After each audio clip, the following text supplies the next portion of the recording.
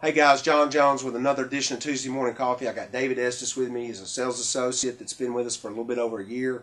David and I have been in the business about the same amount of time, about 17, 18 years ago. Very knowledgeable, was in the building industry for 5, 6, 7 years, knows a lot about homes, construction. Today we're going to talk about setting a seller's expectations on what to expect or prepare them for what happens when the home inspection takes place on their home. So David, you're talking to a seller.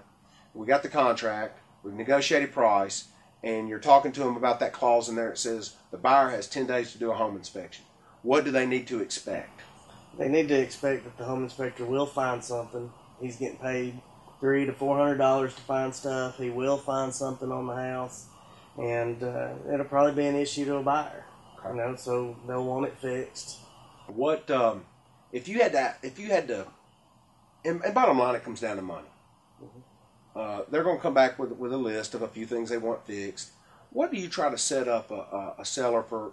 Maybe the average Rutherford County home inspection repair list. What's that going to run somebody? We try to set them up for about $1,500. Okay. That way, usually under that, but they'll be. It's kind of a worst case scenario, right? And it's definitely something they can use in their negotiations if they kind of have that figure in mind. So that's in the back of their head while they're negotiating. All right, another question. What is the number one or number two or 1 and 2 deal killers? What are the most harsh things that usually blow up a deal due to a home inspection? The biggest deal killers are usually water under the foundation and structural issues, cracks on the foundation. I would agree with that. When we have a lot of water in Rutherford County, we got high water tables, a ton of clay. It just happens. If you could give a seller any type of advice, what would you tell them to do as far as when they put their home on the market or prior to putting their home on the market? I would try to at least get a home inspection done. Mm-hmm. Go ahead and do it up front. It makes it look like you took care of the maintenance on that house. You took good care of it and were concerned about it, and you can lay that out for the buyers that are coming through. You're kind of like, that's a great idea. You're kind of like, just getting it all out on the table. Hey guys, we had it checked out. These are the 4 or 5 things they found, and we've already corrected them for you. I think that's brilliant. When that happens, when you get a seller to put that out there, do you think it decreases the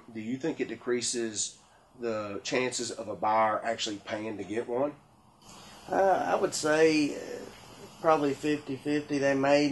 They may still want to get their own, but then that home inspector has access and probably knows the other inspector. So, right. I would say out of every 10 homes that sell, I would say probably 9 are going to get home inspections. Mm-hmm. I would say if you put a list out there and go ahead and say, look, we had this done 30 days ago, guys, I'm going to say it's going to take it down to maybe out of 10, 5 or 6 will still have them done, but there'll be 2 or 3 that say, hey, look, that sounds good to us. And so you don't even have to go through it again. That's great stuff. Maybe even add a warranty to it on top of that. Peace of mind. Yeah. Buyers want a peace of mind. Good stuff. Thank you, guys.